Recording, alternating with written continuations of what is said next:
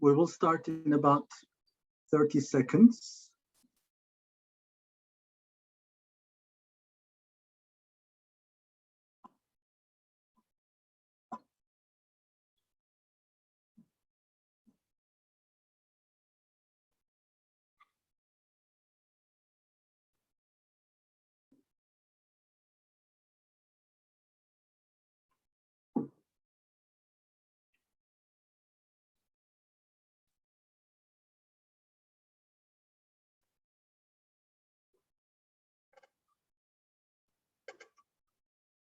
Okay,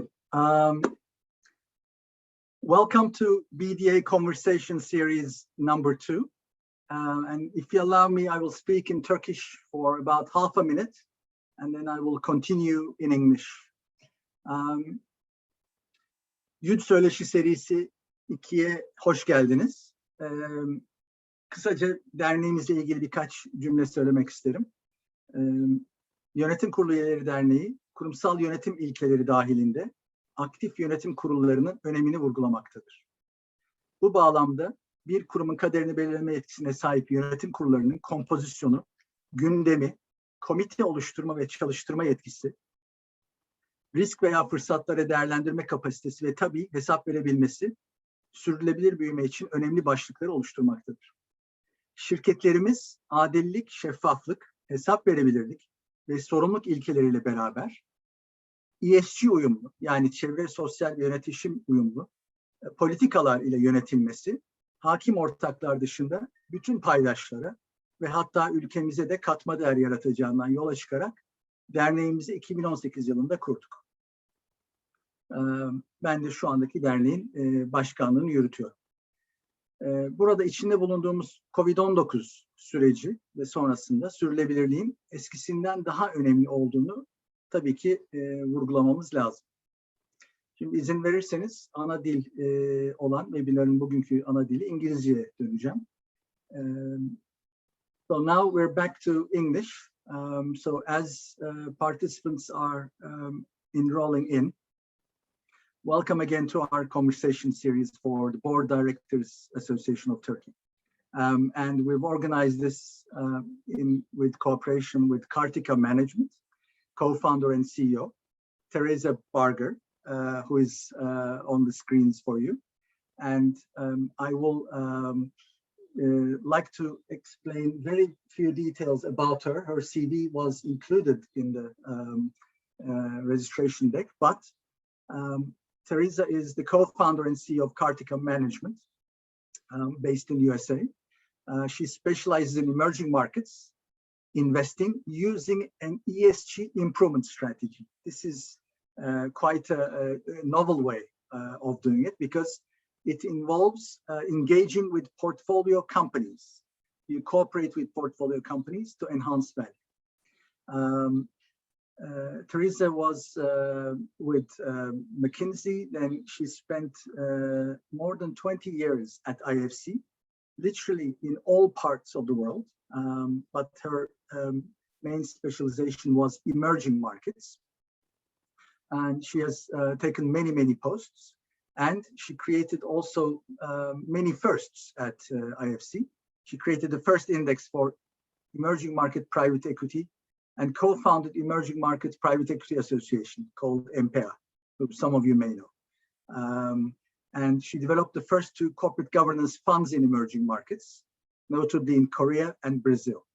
And she subsequently became director of IFC and currently runs her own company in Washington, based in Washington, in USA. She also serves on the Council on Foreign Relations. She has written many articles, and she also speaks several languages, most notably Arabic and French. And she's on the advisory council for Prensipleri Global Climate Tech Fund, which is also related to our subject. So welcome, Teresa. So few reminders for everyone. We will have Q&A at the end. And today we have around 6 topics to cover. We will run a blind poll. So we will have polling anketler during the conversation to get your participation. So, but please write your, if possible, because we're going to do it through the chat box. So we would need to see your questions in the chat, if possible. Thank you very much. And the last 15 minutes, we will stop to entertain the Q&A session, and we will have a hard stop in about 55 minutes. So the event will focus on 3 areas today. How we got to today's focus on ESG and lessons learned is now number 1. What customers, investors, and regulators are expecting from companies. And finally, what should the board, which a group with the power to decide the fate of an organization, be thinking about in the world of rising complexity. And we will touch on issues as how index funds, besides active funds, are changing the landscape for companies. This is a novel idea. If there are any people from the IR community or IR by CFO or CEO, you will relate to these intersectionality events. We will also talk about risks. And as you know, risks are part of our everyday life. And in Turkey, we have seen a lot of them. But do not forget, not all risks apply to everyone. So there can be sectoral, country-wise, or geographic risks. But while we become resilient to some of these risks in the past, as we do indeed in Turkey, now the climate-related disruptive risks are really going to apply to everyone, it seems, and very unpredictable. So with this, I would like to have the first poll. I'd like to invite you to attend our first poll. You should be seeing it on your screens. Does your board have an ESG strategy in place? Does the board have an ESG strategy in place? Please take a few minutes to answer this. The more the better for representative purposes. So please, it's very simple. We need a few more participants to come on board. Because usually we have, of course, we will talk about separate teams looking at ESG, but the board having a strategy is going to be ultimately very important. So, okay, let me stop this. We had about 45 seconds. And these are the results, Teresa, also for you. 52% say no, and 14% say don't know. So this is I would say this is normal. We will come back to this issue later. So with this, I think we can now go back to our conversation. For backdrop purposes, Teresa, if possible, your value creation by ESG and your focus on emerging markets, can you give us a rundown of very fast of what has happened since the year 2000? Because we've had a lot of evidence on corporate governance and performance, but things have changed. So let's have your rundown. First of all, Mehmet, thank you very much for having me, and thank you to the Board of Directors Association. So this is a great pleasure to be here. I wish I could visit Turkey, but COVID does not allow that. So this is the next best thing. I will also say on that poll, we at Cartica, although we're an investment fund, we have a board of directors because it's good governance. And I would say my board of directors does not have an ESG strategy. We are an ESG fund. And so we report to them, but I would say they don't. So just wanted to give away my little secret that I voted no on that question. And maybe we'll talk to them about really, rather than us just reporting to them, we need a more dialogue on that question. On this don't want to spend too much time on history because what's most important is the future. But in around the year 2000, there was a lot of academic work coming out of a wide variety of universities. There was an academic very active in Korea on the subject, as well as many in the United States. There was a Russian fellow who worked at Harvard. So they really had a global outlook. And they showed that companies with better corporate governance had higher stock prices. There were also some studies that showed that better governance allowed better financial performance of the company per se, in terms of things like earnings per share or EBITDA creation. And so the evidence was really overwhelming in the 2000s. The strangest one I ever saw was the difference between the worst governed company in Russia and the best governed was 10,000%. And I, at the time when I was looking at this, I went to the chief economist of IFC. I said, can we put this in any document? Because it's so ridiculous. He said, but it's true. How much are you going to pay for a company that will certainly steal from you versus a company that is highly unlikely ever to steal from you? That's 10,000%. And so that was, I think, very well known.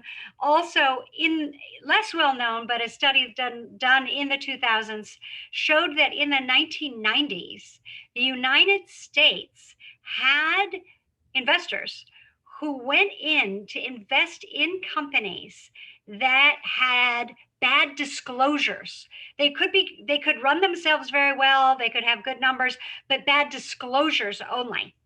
And then they would improve those disclosures and they would re-rate the company. So it might be trading at a 8 times PE, it could go to a 12 times PE. Then the investor would sell the company after improving the disclosures. By the year 2000, that was not available in the US because everybody was good on disclosures. In the emerging markets, we still have big problems with disclosure. We are not where the US got to be in 2000. So that's something we need to work on. Then we had also, starting in the 1990s, IFC felt the pressure on environment. And that was largely, I don't know if anyone in the audience remembers the NGO Greenpeace, which I mean is still very active today, but was very aggressive. They would board ships and kidnap them. And so really aggressive. And IFC, when confronted by Greenpeace, said, why don't we listen to them? Let's not fight them. Let's see if we can join them. And so that IFC was very early on the environment. But during the 2000s, and particularly, I would say since the global financial crisis, there's been a lot more emphasis on environment. And in the last 5 years, climate change really has become an area unto its own within environment. Pollution obviously has always been there. And we are now finding that the academic studies just now are showing that companies that have better environmental scores actually have better financial performance. We don't have the studies yet for the social side of ESG, but it's coming. And I'll just add a little plug in, Mehmed, we could come back to that later. I reviewed all the financial literature I could find. It is not a lot on the influence of corporate culture, a strong, aligned corporate culture that would reemphasize the strategy with financial performance. And the academic literature finds that companies with stronger and well-aligned culture also have higher financial performance. And with that, it's great that you've also come in. I was going to mention about the E and the S, because the S it's somewhere up in the air. It's very difficult. It's not results oriented sometimes. So it's really difficult to measure. And by the way, for some of you, this morning, EBRD has started their annual meeting. And the first 2 sessions with the board and the president of EBRD, which I've attended, was actually allocated to CSOs, so NGOs. And that is a way for them the board of EBRD and the president to listen to what the NGOs are saying with respect to some of the social matters, which is also very important. But I believe you have a South African example, Teresa, on this. Okay, yeah. Well, the social part of ESG in many ways has evolved from what we used to call corporate social responsibility, CSR, and people like me don't really love to talk in terms of CSR because you can have really bad practices in your everyday business in environment and governance, et cetera. But as long as you give money to the playground down the street, then you're off the hook, right? And I don't like that. I rather people run their business well. Mehmet and I were talking before this. There are some countries that require companies to give a certain percent of their profits to corporate social responsibility. South Africa is one, India is another. And I was just saying, so I knew a company in South Africa where their social responsibility was giving this percent they needed to the local ballet company for dance students. Well, I go to the ballet. I love ballet. That's great. But it has nothing to do with their business. And it is just the pet project of the wife of the CEO. And how does that help further the role of capitalism as a useful construct in society, and for businesses being useful to society as per their own capabilities and their own interests as business, and that's what I'm looking for. And that's great, because I sit on the boards of companies and I've been doing it for a very long time. And if there are PLCs, i.e. listed on the stock exchange, we do sometimes see investors, when it comes to the subject in an AGM, they actually veto it. Unfortunately, they don't have much say, but more of this is going to happen for the future. So aligning CSR, or the S, in line with the business is going to be very important. So some thinking needs to go behind that. Yeah, so and there's a lot more we could talk about on that. Exactly. So let's now move to ESG, the real ESG, where we're looking at it today. What are the real drivers, Teresa? Because we have the customers, the investors, and now the regulators.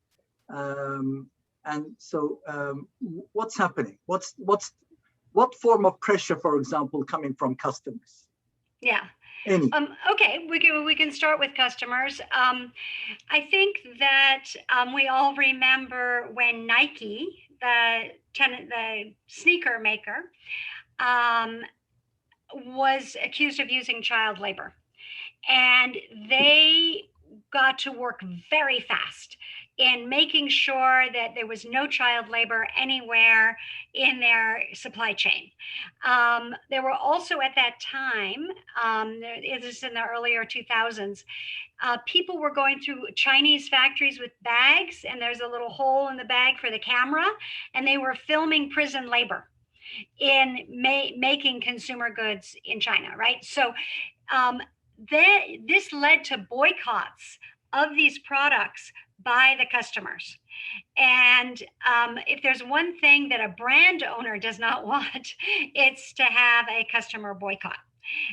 So a lot of the pressure, and this was really a pressure in the S area on worker health and safety, came from the customers.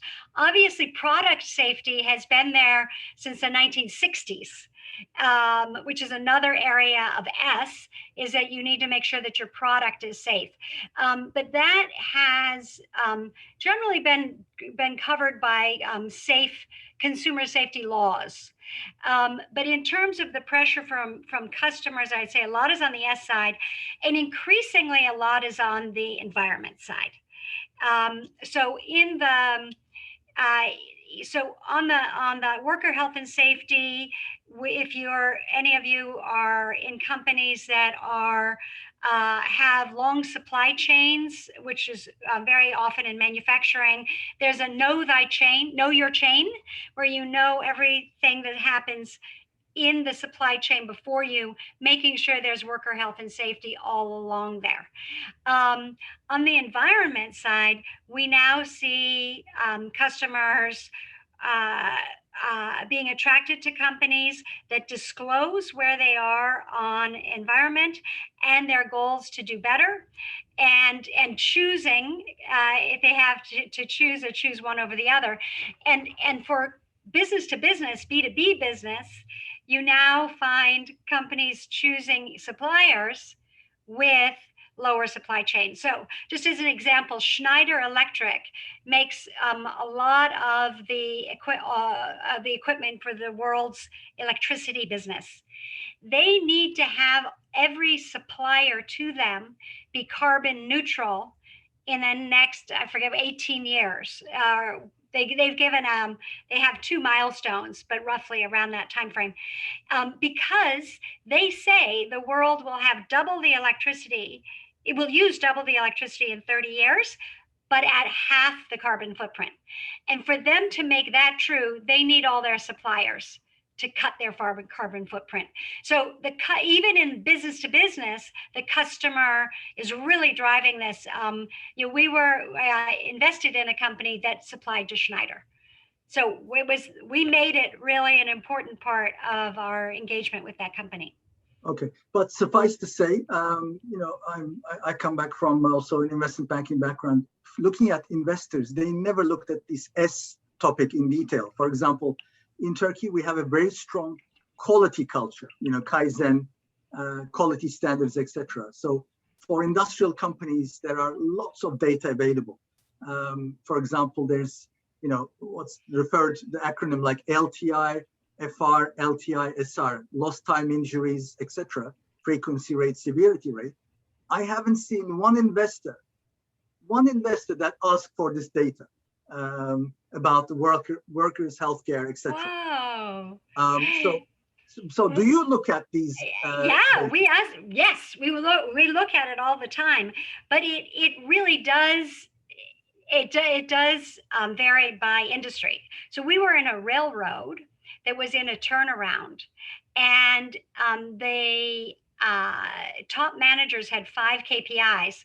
One was lower diesel fuel usage, which was an amazing KPI because it led to all sorts of improvements in turnaround times, customer service, the IT for understanding where a customer's freight load was at any time. But they also had the KPI on injuries. So injuries was a huge part. And there's a famous story when the new head of Alcoa came in many years ago, Paul O'Neill, and his first call with investment analysts, they said, "What is your strategy? What are you focusing on?" He said, "I'm focusing on worker safety." This is like 15, 20 years ago. And they said, "Well, no, but your strategy." He goes, "I'm worker safety."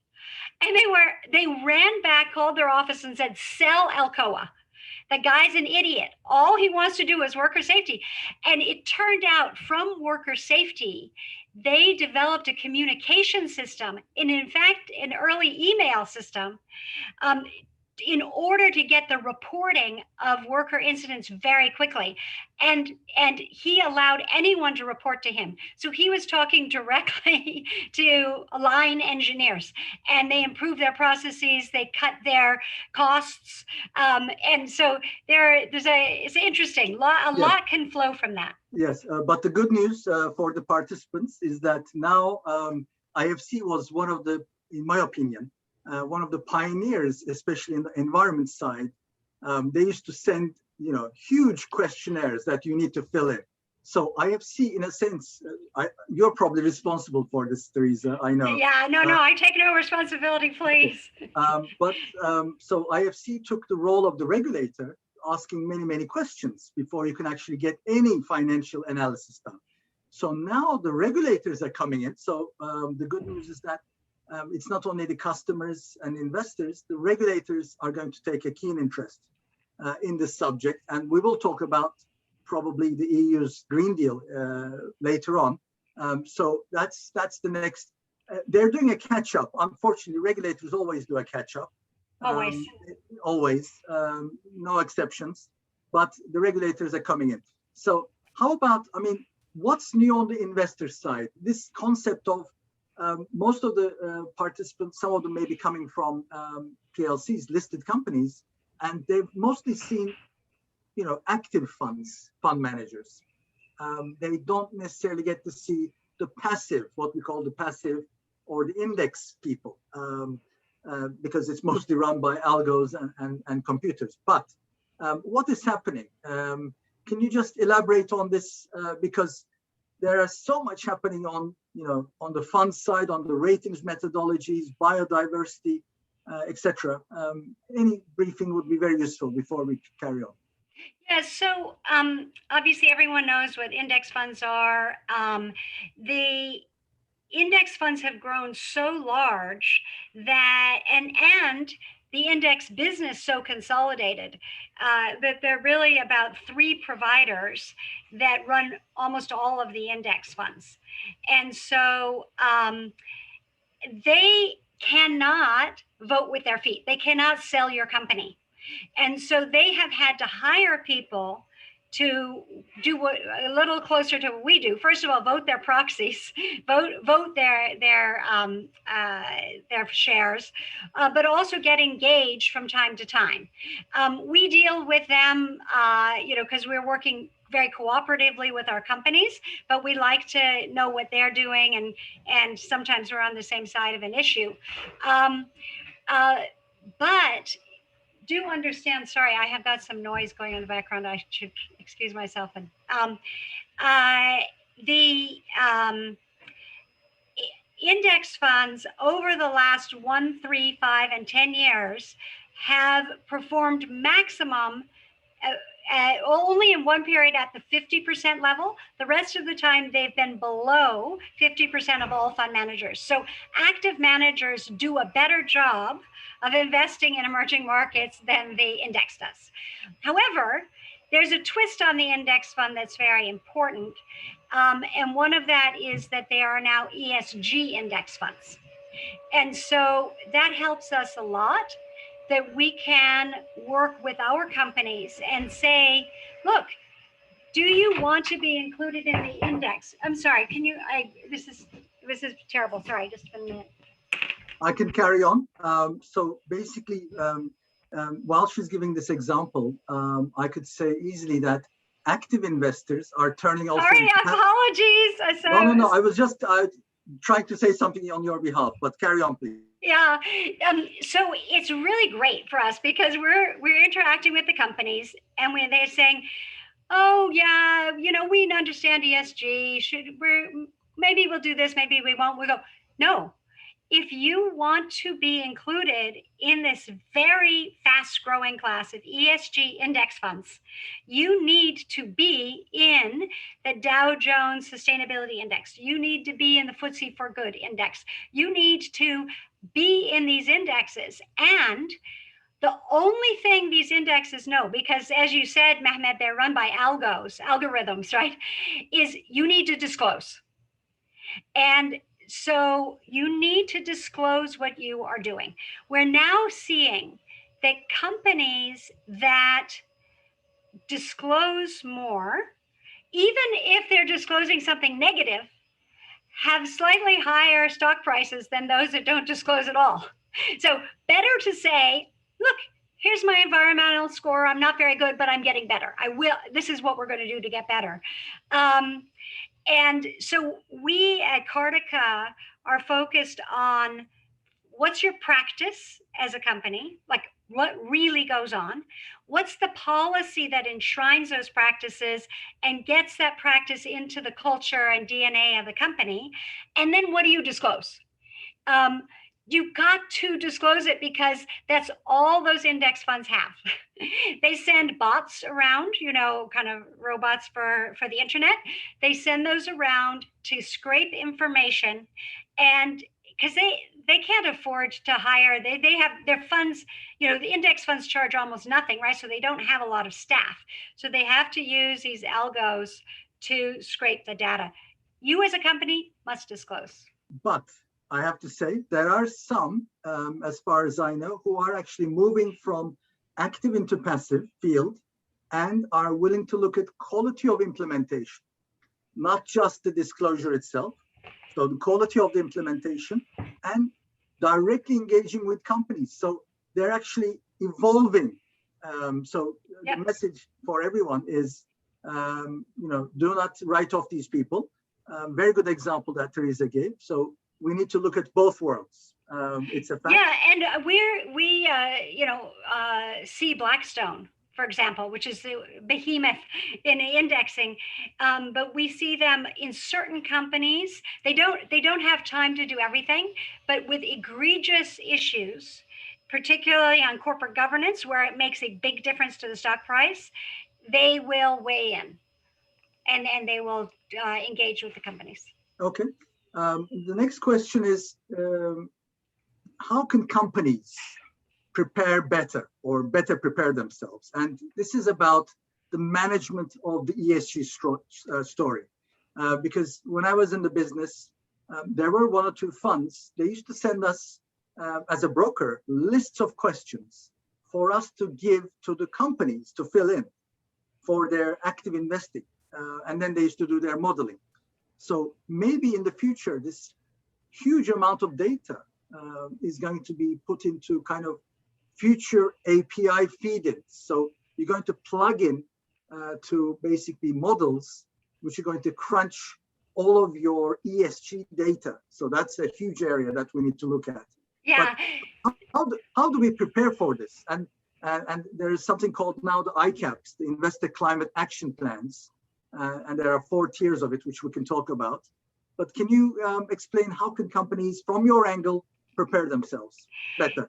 Yeah, so I think companies are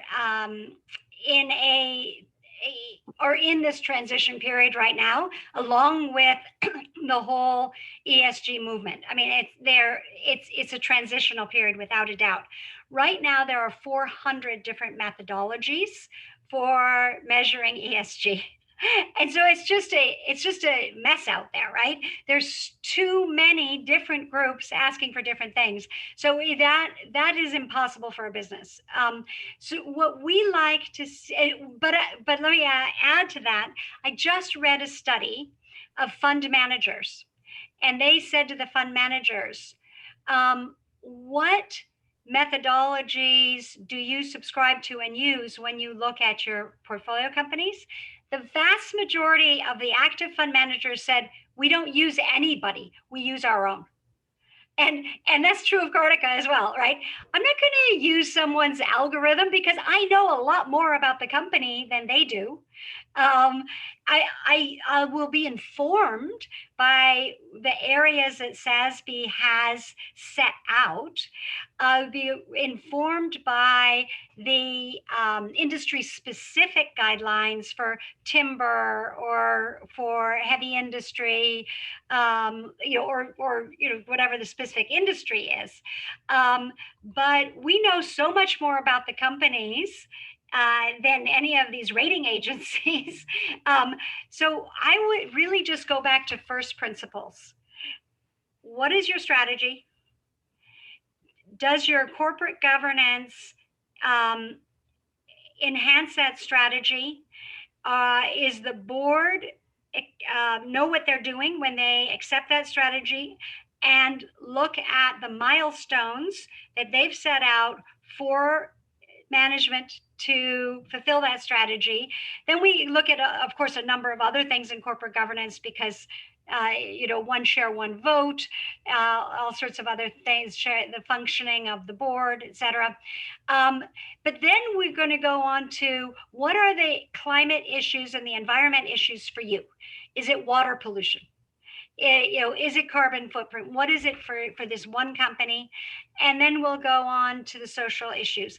If you are a tech company, it's probably cybersecurity and data privacy are going to be the very top tier.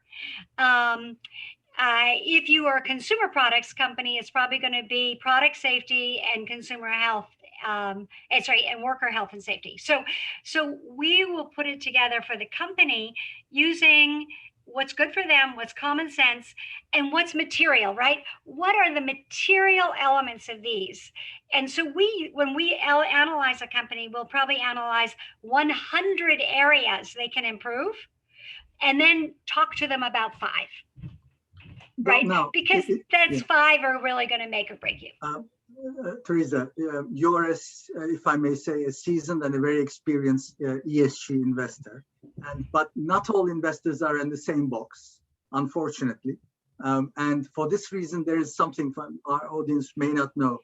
Very recently, a new agenda called Investor Agenda was established to help investors create their investor climate action plans. And they have 4 tiers. Tier 1 is net zero standard setters. These are the very advanced investors. I am assuming Cartica and Teresa is in close to tier 1.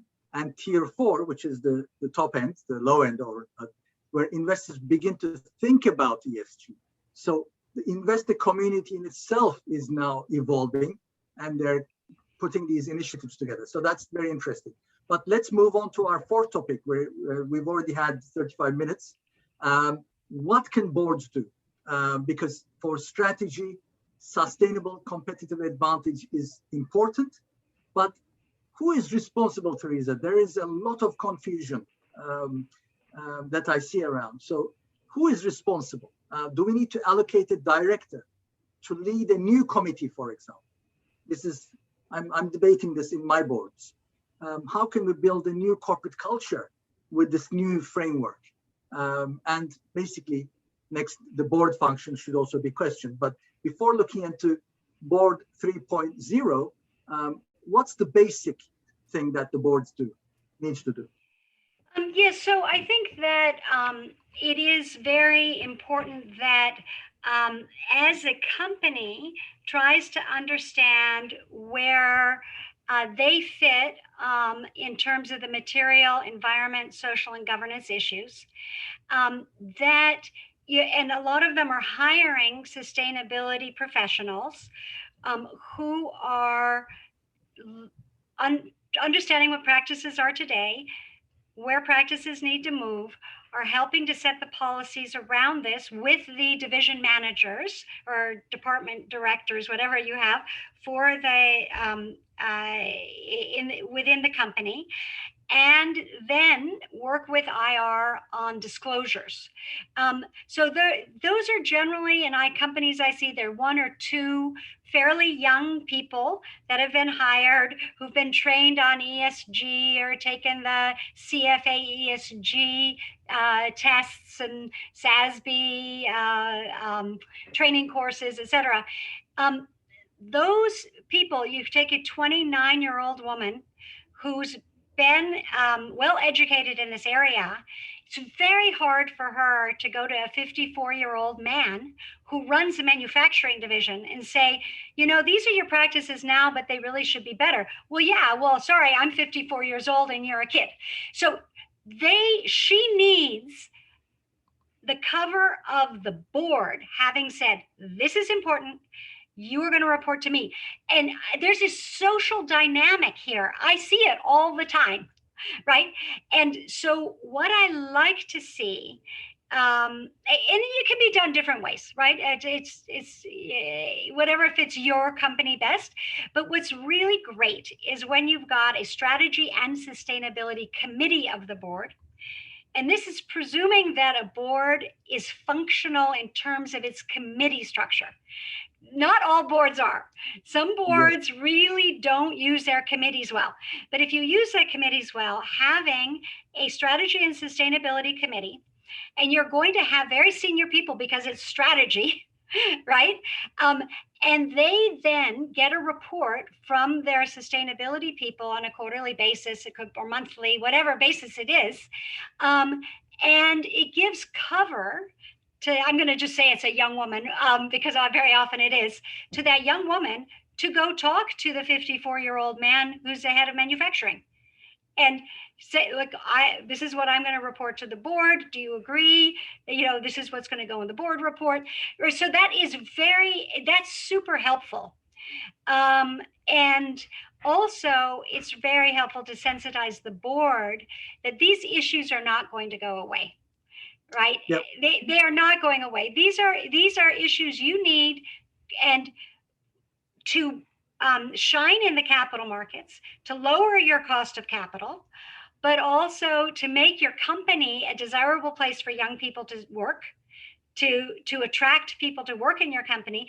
They want to be in a company with a mission or a purpose that is wanting to do positive things in the world, at least avoid the negative things in the world. And so, and then you're going to have your bankers wanting to know the effect of climate change on the property that you have set up as collateral for your loan. The insurers, they want to know about business disruption. We just had the collapse of a building in Miami, and everyone's thinking, well, are the insurers ever going to insure a building built on this funny geology that is filled with water, right? And of course, there's going to be damage to the foundations of buildings, right? So in order to lower your costs of borrowing, your cost of capital, your cost of insurance, you're going to need to know this stuff. No, this is great because I think you've given a very good example because the ESG principles, once they're identified, and if we're going to adopt them, then the checkbox mentality we need to forget about. And we need to go. I think so. At least until the boxes are like better. Okay. So we should talk later about you looking at the companies that we're on board. So no, just joking. No, but we need to spend time on the methodologies and the disclosure formats. And you've already mentioned, there are many standards, frameworks, and platforms, and including the public metrics like the UN's SDGs. So there's a lot to look around, but the board has to come to grips with it. So maybe some sort of a board education program in some countries.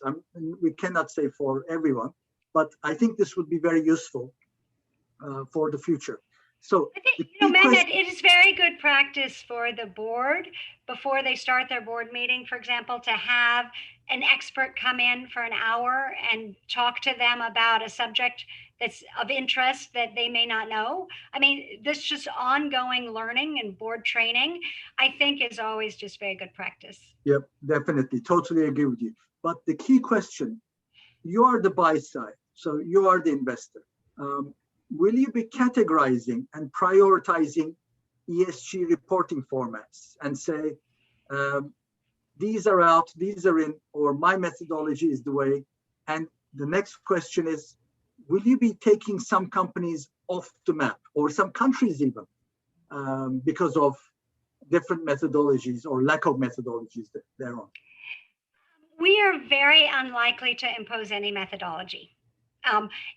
There's so much ferment, so much change right now. Any methodology that's out there, it's very possible that it will be a different methodology or combined with another methodology in the next year or so. We are very unlikely to go that route. Maybe in the future, if it all becomes so perfect, but I'm a little bit skeptical, Mehmet, that we would do that. Okay, and another question. Some people are just saying, I see this in Turkey, they think just creating a sustainability report is basically a job done. So how do you see these sustainability reports in your evaluation? I think they're a really great first step. We have a lot of companies that don't have any sustainability report, right? But we are also ESG improvement firm. So we work with them to say, you need to get to disclose this. And there are generally two ways to disclose your sustainability issues. One is a separate sustainability report, and one is one that's combined with your financial statements. I don't care. In a way, I kind of like them to start with a separate one, because then the rating agency's bot knows where to look. right? So and it focuses their attention. So I don't mind if it's combined or not combined. That's fine for me. I do think the reports are very important. If, however, you have a report that states that your practice is something different than it is, the chances of being caught out on that are very high, and it's just not worth it. It's way better to say our practice is, we give ourselves a C, right? We're hoping to move to a B over the next year and to move to an A over the next 3 years. Just to say that our plan is to invest time and effort and maybe even some money to move to this. Much rather have that. If you are making false statements in that, that can completely undo you. Yeah, completely undo you. There were some international participants to this event, and for them, maybe for their benefit. In Turkey, we have two things that I'm actually quite proud of. One is the Borsa Istanbul has a sustainability index, and there we have, last time I looked, we had 58 companies, and 40% of which industrial, 16% banks. So that is not bad. But the interesting, another stat is within the CDP, there are 129 Turkish companies which disclose CDP, of which 16% are industrials. And I think that's quite a good number for Turkey. And two companies are getting A grades. So that's also a good start. And these are good progresses. But however, in my opinion, reporting is not a proxy for progress. That's why, I'm always a broken record. Practice, policy, and disclosure. And don't forget the policy side, because practice is the most important thing, but it's policy that reinforces that and gets that to be so much part of your culture that you brings down the cost of keeping up those practices. Okay, next poll. Everybody, please, bell. Time is passing fast. In 10 years, ESG what will happen to ESG? Will it fade away because companies will be excellent? Will it fade away because investors will not believe in it? Or will it fade from view because companies and investors will not believe at all? So please, let's vote. The voting is on. I think there's something, the last two are the same. There's a typo. Yes, you are right. There's a typo. I do apologize. But it will be interesting to see out of the two, whether they will excel at it or they will, forget it. I think the third is it will not fade from view. Yes, exactly. Let's say the third was it will stay here. So, but let's get the two. Yes, last few seconds, we had a minute. Excellent, thank you. And I do have to close. And this is the result. They will be so excellent at it. Well, that's that's interesting. That's very, very optimistic, I think. Inshallah, as we say here. Inshallah. Yes, indeed. So now, again, time is passing very fast. Now, another key question.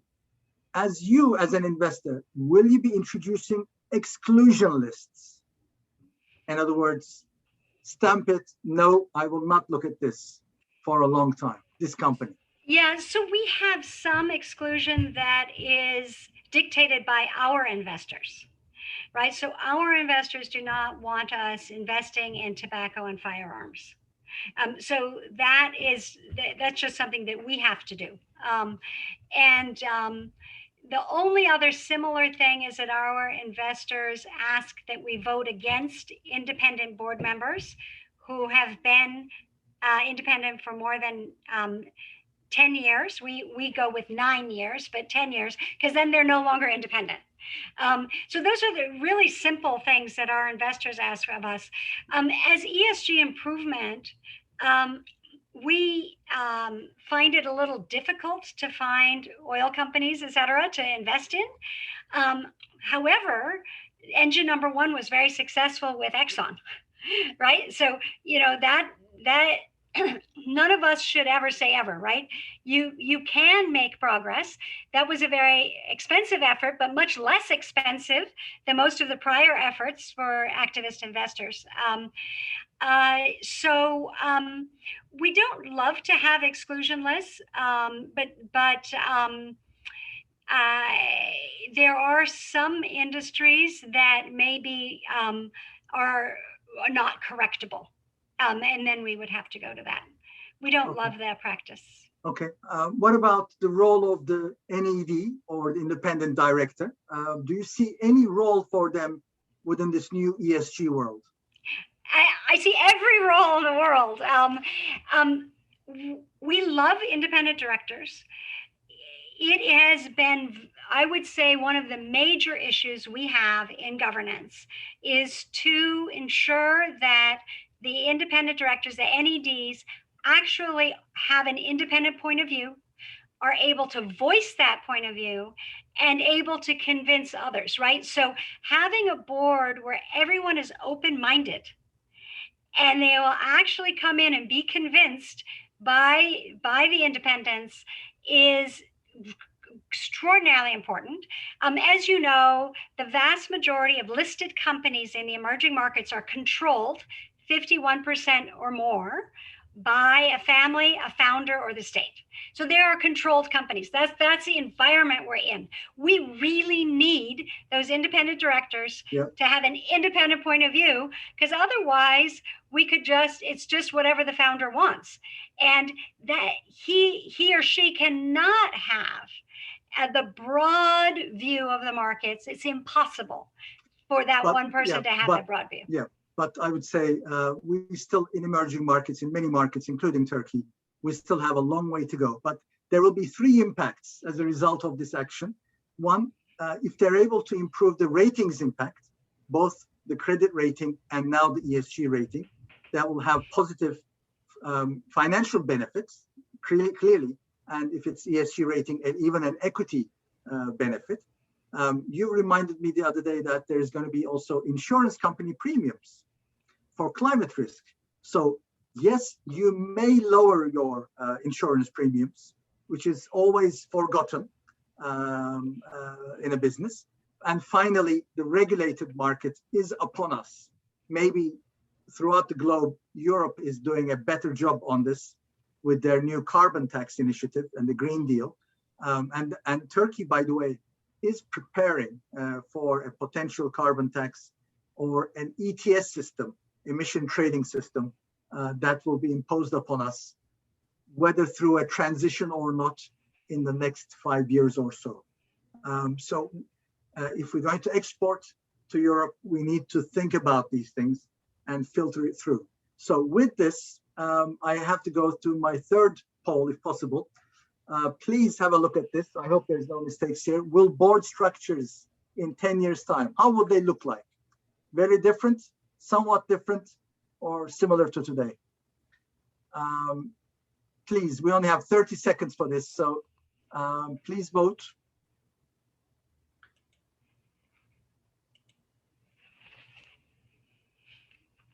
And please think of your questions. I see no questions at the moment in the chat box. So we're about to come to an end. And let me share the results. Nearly 70% say somewhat different from today, and 24%. So that's a huge majority. So 90 to 10% thinks that there will be a positive changes, or hopefully positive changes for the future. So with this, maybe the last subject before we go for the Q&A. And please write your questions in the chat box. What's next for boards, Teresa? I've briefly mentioned about this boards 3.0. Some corporate governance experts believe that board structures cannot sustain complexities. The world is getting very complex. The amount of data that companies need to gather, analyze, and disclose is huge. So what's going to happen to these boards? Yes, so in corporate governance, board 1.0 were very large boards composed of people who were advisors to the company. Then in the 1960s, we got the board we have today, board 2.0, which is a small board. They meet 4 or 5 times a year. They get information digested for them by the company, presented by the company. They read that. They also do some other homework. They go to see factories. They might go to see competitors. And they're composed of insiders and independents. And very often they are picked by the CEO, or they're picked by a group that the CEO picked, right? So it could be a second derivative. The issue is whether that board really is sufficient for the problems of today. So we don't know what board 3.0 is, but one option is that it's a larger board, that it is a more professionalized board, that board members have no more than 1 or 2 board commitments rather than 5 or 6 board commitments in other companies, and that they are spending a lot more of their time on the board, and they may have more of their money tied up in the board. Here you have to make sure that the incentives are right for long-term view as opposed to short-term view of the stock price, because we've also seen that as a negative. So I don't know where 3.0 is going to go. I think one of the proposals is that it look like a private equity board, but I think that's going to be almost impossible, because the private equity board really functions more like a shareholders meeting. Whereas we can't have that in very widely held companies, or even mostly widely held companies. But I think that this issue of expertise is going to have to be addressed, and the issue of the breadth of skills and experience on the board is going to have to be addressed. And we may actually then have to have bigger boards with a lot more work being done in committees. But anyway, I'll leave it there, but we can say more about that another time. Excellent. Now I'm opening the Q&A. There are some questions in the chat box. So the first one is from Nergis Kasabalı. And she says, how do you compare ESG performance of companies? Any standardized methodology? You've mentioned to this, maybe you could summarize it for Nergis, please. Right. So thank you for the question. We ourselves start with the SASB, which is meant to be for sustainability what the accounting standards are for accounting. And they just provide a framework of the kinds of questions you should ask in the various areas of ES and G. We do start with that. We then do use methodologies that were designed for specific sectors. And so we add that on. But that's to come to our long list of like 100 issues. Then we have to look at what's material for this specific company. So we then take the 100 issues and bring them down to 5 issues, or roughly, whatever it is, that are material for the company. Because the company, we don't want the company looking at 100 things. We want you to look at the 5 things that are important for you. Get those right first. And when those are right, you can then go on to some of the other issues. So it's not really standardized. But we do use some of the frameworks, and then we find them very, very useful, actually, because people have thought long and hard about forestry, for example, or long and hard about railroads. Excellent. The second question is from Yeşim Güra, and she says, all board members need to keep learning and refreshing their toolboxes. What is the role of formal and informal learning in your view? Any practical suggestions? I love that question, because what we do is learn all the time. I mean, that's what we do. So I think that formal board training, where all the board comes together and they have someone talk to them about one of these methodologies for their industry, for example. The whole board learning together is important because they're all on the same page. And so I think that formal learning is very relevant for people. And then the informal learning obviously is always going to be helpful. And I think one of the things that really needs to be done in informal learning is talking to your competitors, talking to your suppliers, talking to the regulators, talking to customers, and talking to neighbors who are around your plant.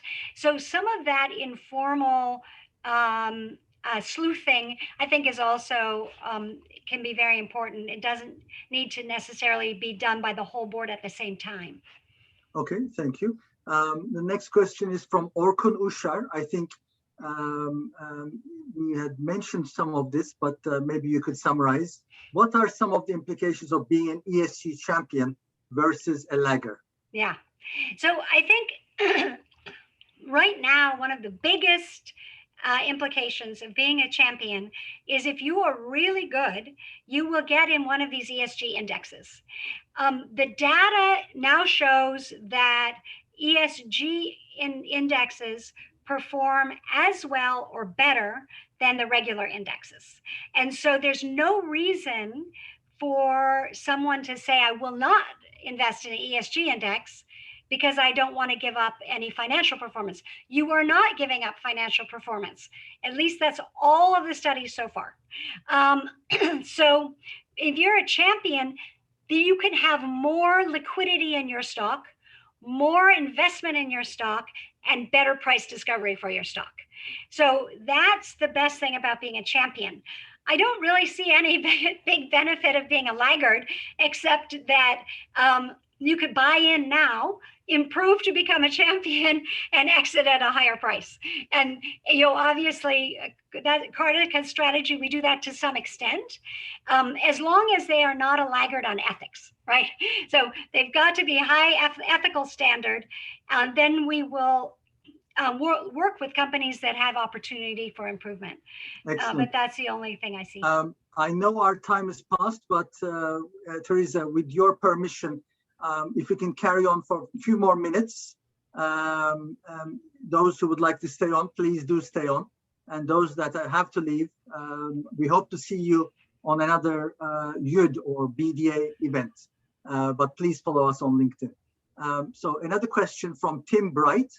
How has the COVID pandemic affected the attractiveness of ESG investments in different markets, emerging or developed? Yeah, I think the very single biggest issue that's come out of COVID is a new emphasis on the social.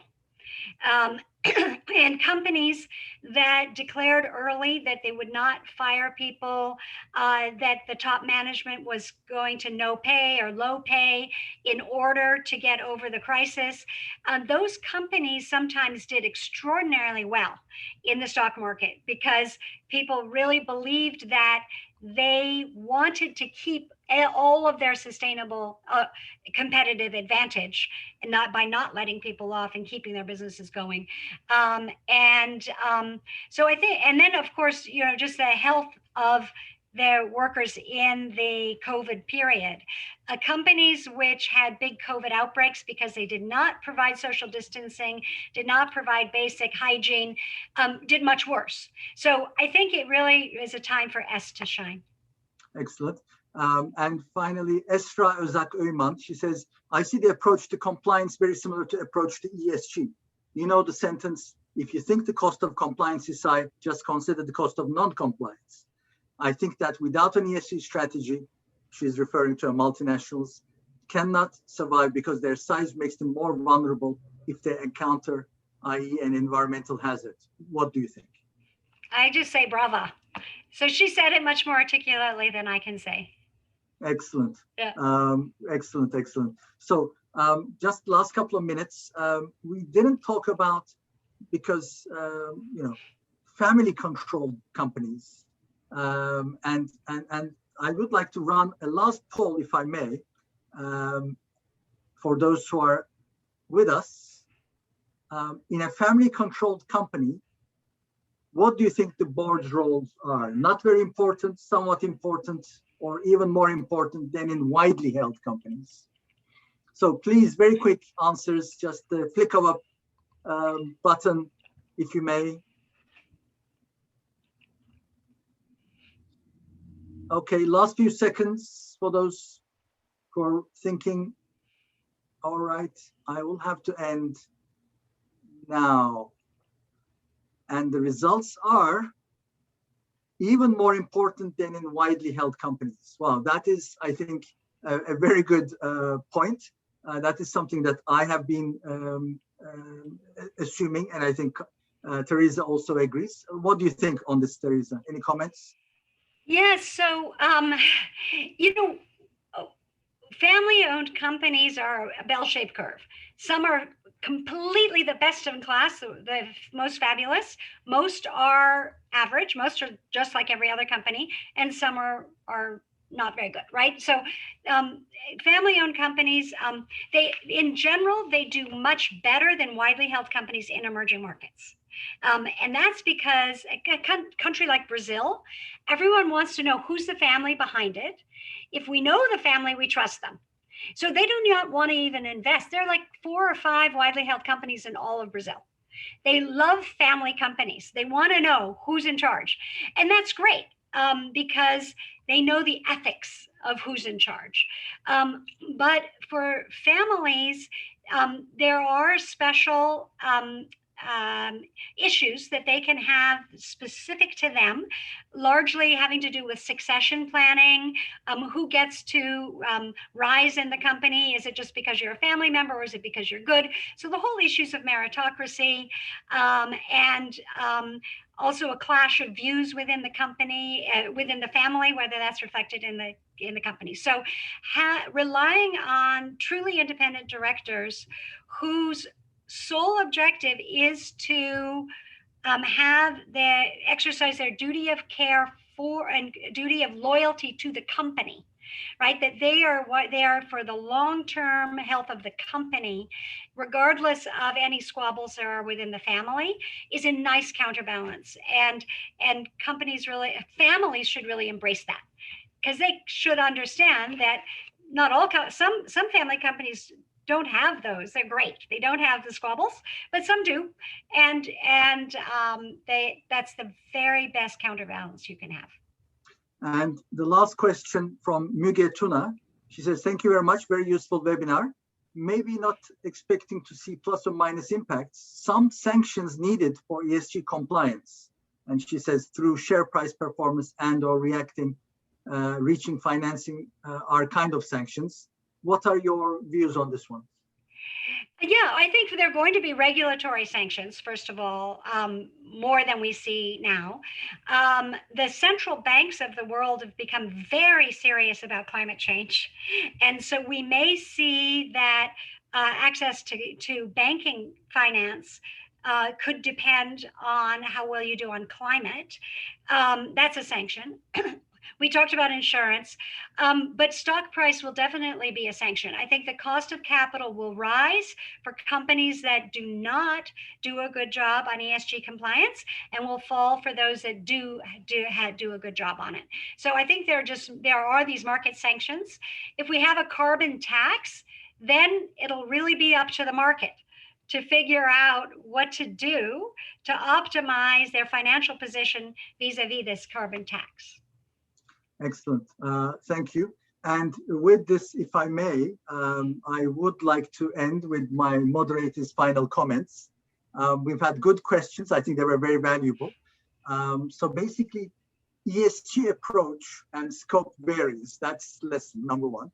There is no one size fits all that we can say. So you cannot copy and paste models from one company to another that easily, because every company will be different. And how to convince the board and the board adoption is going to be a key event, especially for private companies. So that's my view. So in Turkey and maybe beyond, we need to try to, and this, by the way, our association, BDA or YUD, is going to be trying to be doing that, trying to convince families that this is something they need to do, which will bring benefits to them for the future.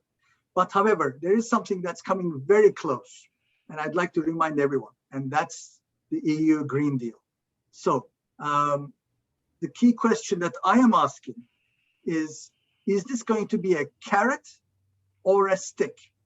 Now, this is the question I think doesn't have an answer, but the EU Green Deal and how we behave and try to understand it today, because preparing it is going to take time. Because undoubtedly some companies will need to do some capex, therefore change their balance sheets in order to comply with certain of these requirements. So this is something that we need to keep in mind, and please study this, what's happening in Europe and indeed in your countries. So finally, what questions a board should be asking now about ESG? And I've just said 2 or 3. Which ESG issues are concerning our stakeholders? Underline the stakeholders. How to integrate the ESG consideration into strategy, which we discussed, and Teresa gave very good examples. And what type of assurance would improve our company's ESG practice? That is another aspect. There are very different things out there. And finally, who is in charge? Because there are some misconceptions at the moment. So to summarize, sustainable growth with climate issue considerations need a firm ESG strategy or ESG governance. And I call this, as Mehmet, by the way, ESG square. So ESG governance is going to be important in our corporations. So with this, I thank everyone, mostly Teresa Barger for Cartica Management, DC, USA. And we thank our host today, Sabancı DX, for providing the platform. And of course, all of you who've stayed for 1 hour and 15 minutes to listen to us. I hope this conversation was useful. We look forward to another meeting at Yönetim Kurulu Üyeleri Derneği. Thank you all, and please stay safe. Thank you, Mehmet. Thank you, Teresa. Bye-bye. Have a great week, and hope to see you in Istanbul soon. Inshallah. Excellent. All the best.